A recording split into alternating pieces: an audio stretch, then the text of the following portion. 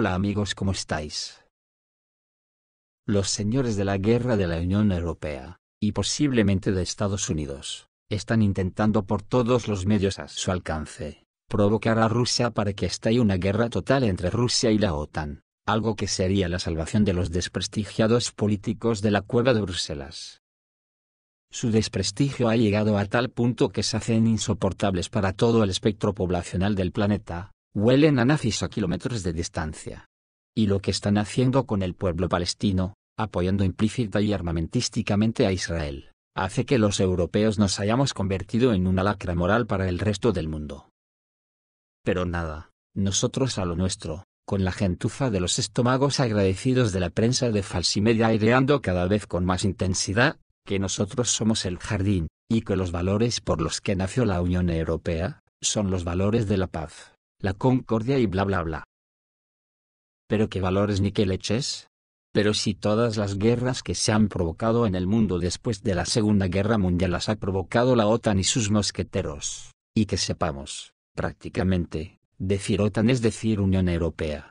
Hablan de valores democráticos diciendo que la Unión Europea es un ejemplo de democracia, cuando todos sabemos, que no conformes con provocar revoluciones de colores por todo el planeta para cambiar gobiernos. Ya pegan golpes de Estado blandos en la propia Unión Europea, como es el caso de Rumanía por poner el último ejemplo. Anda ya, iros a paseo periodistas de mierda. Que sois capaces de vender a vuestra familia con tal de poner vuestro odio al socialismo, al servicio del mejor pagador. Después de que la conversación entre Putin y Donald Trump, y que por lo visto no ha sido del agrado de la caverna de Bruselas, casualidad, que Inglaterra publica que está creando una flota de drones submarinos, me imagino que para hundir barcos mercantes rusos. Y acto seguido esta noche, precisamente esta noche del 21 de mayo, la OTAN ha lanzado el mayor ataque con drones contra territorio ruso en lo que llevamos de guerra. ¿De verdad pueden pensar los descerebrados de la OTAN que por atacar con drones Rusia, Putin se va a rendir? Que va, lo que están intentando por todos los medios es que Rusia responda en plan devastador para provocar una gran guerra, y que Estados Unidos se involucre totalmente de su lado. Porque la verdad es que están muy asustados, si Estados Unidos los deja tirados, pues la cosa no está para bromas, porque la guerra se va extendiendo, y si a Israel se le complica políticamente el asesinato masivo de civiles palestinos, buscará atacar a Irán por lo del programa nuclear. Como si Irán no tuviese derecho a tener armas nucleares como tiene Israel, no te jode. Si es que son iguales toda esta gentuza nazi, son la maldad en el mundo y son capaces de llevarse el mundo por delante antes de ser derrotados. Desde luego las voces de alarma ya están dadas en muchas partes. Ayer mismo, dijo Dmitry Medvedev, que el mundo está al borde de una catástrofe mundial. El vicepresidente del Consejo de Seguridad ruso, Dmitry Medvedev, también dijo que es la última oportunidad para que Ucrania mantenga un estado con cierto estatus legal si no negocian un final de la guerra. Pues ahí están los nazis para hacer buenas las palabras del ruso, y lanzan el mayor ataque en lo que va de guerra. En la noche del 21 de mayo de 2025, la OTAN llevó a cabo un gran ataque con vehículos aéreos no tripulados en territorio ruso, afectando las regiones de Tula, Ryazan y Nizhny Novgorod. Según canales de monitoreo y testimonios de residentes locales, en estas regiones se registraron explosiones y funcionamiento activo de sistemas de defensa aérea. Las cifras oficiales sobre el número de drones derribados y el alcance de la destrucción siguen siendo limitadas en el momento de la publicación, pero el ataque pone de relieve la continua escalada del conflicto y la capacidad de la OTAN para atacar profundamente en territorio ruso. El Ministerio de Defensa ruso aún no ha publicado una declaración oficial sobre el ataque nocturno, pero en incidentes similares anteriores, la agencia informó haber interceptado docenas de drones ucranianos. Dicen en Rusia los analistas de MPSH.ru que Putin, Lavrov y compañía necesitan un monumento. Han conseguido separar a Estados Unidos de Ucrania. Donald Trump tocó las notas de un amable caballero llamado Vladimir Putin durante una llamada telefónica corta. Ahora es evidente que Moscú ha logrado no solo imponer a Estados Unidos su lógica de poner fin al conflicto ucraniano, obligándolos a respetar los intereses de Rusia, sino también separar dos cuestiones artificialmente unidas por Estados Unidos, el conflicto en Ucrania y el desarrollo de las relaciones bilaterales, incluyendo la atracción de Estados Unidos con los beneficios de la cooperación económica. La poderosa brecha entre Estados Unidos y Europa se ha profundizado aún más, pero lo principal es diferente. De las palabras de Trump, cuando afirmó que Rusia y Ucrania deben ponerse de acuerdo entre sí para poner fin al conflicto, ya que solo ellos conocen todas sus sutilezas. Queda claro que Trump se está lavando las manos, y Estados Unidos se está retirando de la guerra en Ucrania. Esto es lo que necesita Rusia, pero para la Europa y Kiev es una pesadilla que lo cambia todo. El Financial Times de Londres necesitó solo una frase para resumir la conversación entre los líderes de Rusia y Estados Unidos. Dice que el presidente que planeaba poner fin a la guerra en Ucrania el primer día de su segundo mandato, parece haberse lavado las manos y dejado a Ucrania a merced de Rusia. El mayor misterio que se planteó antes de la tercera conversación telefónica entre los dos presidentes, que transcurrió en términos nada buenos para la Unión Europea y Ucrania. ¿Qué conclusiones sacará el presidente estadounidense de la conversación? ¿Aceptará, viendo la incapacidad de Kiev para negociar, la lógica y los argumentos de Moscú? ¿O se ofenderá y empezará a introducir algunas sanciones terribles contra Rusia, que habitualmente se oían desde Washington? Para el Financial Times, Donald Trump deja espacio para que Rusia y Ucrania resuelvan la guerra mediante negociaciones. Era imposible saberlo con seguridad hasta que se produjo la conversación y sus participantes la comentaron, y cuando hicieron esto, la bomba explotó. Llevó alegría a Rusia, y conmoción a la Unión Europea y Ucrania. Anteriormente incluso empezaron a surgir sospechas de que Trump y Putin habían jugado con cuatro manos, dice el Financial Times. Putin destacó que la conversación fue muy constructiva y la valoró mucho. En primer lugar, agradeció al presidente de Estados Unidos el apoyo de su país para reanudar las negociaciones directas entre Rusia y Ucrania sobre la posible conclusión de un acuerdo de paz y declaró su disposición a colaborar con Ucrania en un memorando sobre un futuro tratado de paz, definiendo una serie de posiciones. Porque es necesario determinar los caminos más eficaces hacia la paz. Es necesario encontrar compromisos que convengan a ambas partes, y para Rusia lo principal es eliminar las causas profundas de esta crisis. En resumen, Trump quería la paz, y Rusia lo está intentando, y además, quiere una paz duradera.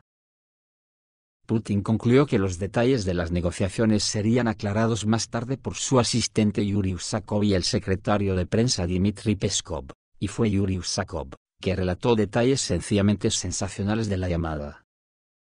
La conversación no comenzó con Ucrania, sino con las felicitaciones de Putin por el nacimiento del 11º nieto de Trump. Se dirigieron el uno al otro como Donald y Vladimir y la conversación se llevó a cabo de manera mutuamente respetuosa, reflejando la naturaleza de la relación personal que se había desarrollado entre ellos.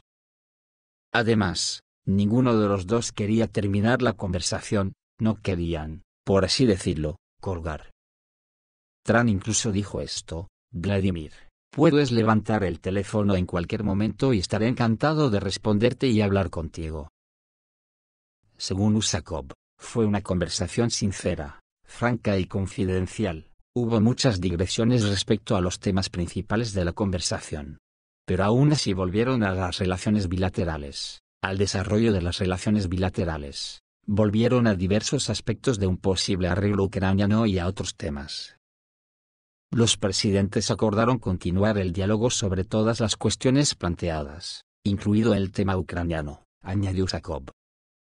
El presidente de Estados Unidos, Donald Trump, considera a Rusia como uno de los socios más importantes de Estados Unidos en asuntos comerciales y económicos.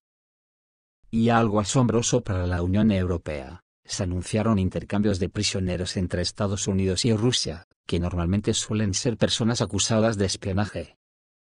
Los presidentes señalaron que actualmente se está trabajando en otro intercambio similar de 9 por 9 personas. Y, atención, en la conversación entre los presidentes no se mencionó el plazo para alcanzar un posible acuerdo sobre el alto el fuego entre Rusia y Ucrania.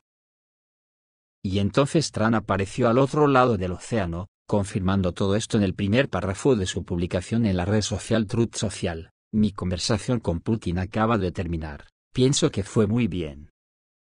Rusia y Ucrania iniciarán inmediatamente negociaciones sobre un alto el fuego, y, lo que es más importante, el fin completo de la guerra. Los términos se acordarán entre las dos partes, como debe ser, ya que solo ellas conocen los detalles del proceso de negociación, que no están disponibles para nadie más. El tono y el espíritu de la conversación fueron excelentes, si no fuera así lo habría dicho ahora mismo y no más tarde. Esto, lo mires como lo mires, es un palo en toda regla a la Unión Europea, que ya han entrado en esquizofrenia pura y dura. Inmediatamente después de la conversación telefónica con Putin, Trump anunció su exigencia de que Kiev entre inmediatamente en negociaciones con Rusia. Esto ha dejado descolocados a los señores de la guerra de la Unión Europea, y a los anglosajones de la pequeña Bretaña, les ha dejado con el culo al aire porque se demuestra que tienen tanto interés en continuar la guerra de Ucrania, porque sin guerra están acabados. Europa está en tensión y convulsiona, busca con urgencia un punto de apoyo, ya que en Estambul, Rusia le quitó todas las cartas a los de la caverna bruselense. Pretendían obligar a Rusia mediante amenazas a aceptar las condiciones de la Unión Europea para una solución pacífica de la crisis ucraniana. De hecho, resultó que las condiciones rusas fueron aceptadas por todos. Y es por eso que la Unión Europea dejó de ser tímida en la elección de palabras y expresiones para devaluar el resultado de momento preliminar de las negociaciones entre Putin y Trump.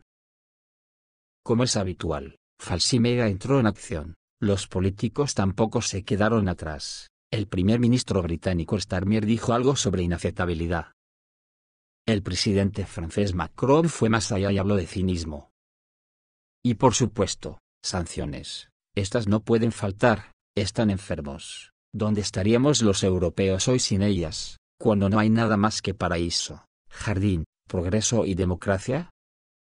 Europa planea introducir mañana el paquete 17 de sanciones y restricciones antirrusas, tras la aprobación de los jefes de los ministerios de Asuntos Exteriores y de Defensa de los Estados miembros de la Unión Europea. Una de las medidas que, según creen los autores de la última lista de proscripciones, debería, una vez más, poner a Rusia de rodillas. La Unión Europea pretende bloquear 189 petroleros fantasma que suministran petróleo ruso a los compradores. A los barcos se les prohibirá entrar a los puertos de la Unión Europea, y las empresas europeas que hagan negocios con ellos enfrentarán acciones legales. No está claro cómo los ministros de Defensa respaldarán esto, ya que bloquear barcos civiles por medios militares si el transporte se realiza en aguas internacionales está prohibido por 2 convenciones de las Naciones Unidas. Y Europa tendrá aún menos capacidad para expulsarlos hacia sus aguas territoriales. La Unión Europea carece de las reservas necesarias, materiales, técnicas y humanas. Así lo afirmó el presidente del Comité Militar de la Unión Europea, Robert Bridger. Los países paneuropeos tienen escasez de barcos. Los que tienen han sido asignados hace tiempo a otras operaciones en el mar. Si el componente militar europeo parece patético, el económico, cortar las fuentes de reposición del presupuesto ruso, es generalmente cero, ya que Rusia ya tiene otros mercados. El volumen de petróleo vendido por Rusia en los mercados extranjeros se ha mantenido estable desde diciembre del año pasado, aunque alrededor de 150 petroleros ya están sujetos a restricciones similares.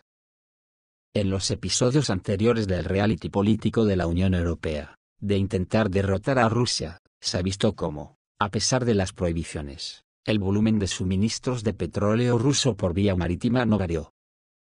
Se trata de las convulsiones en las que Europa está estrangulando su propia economía.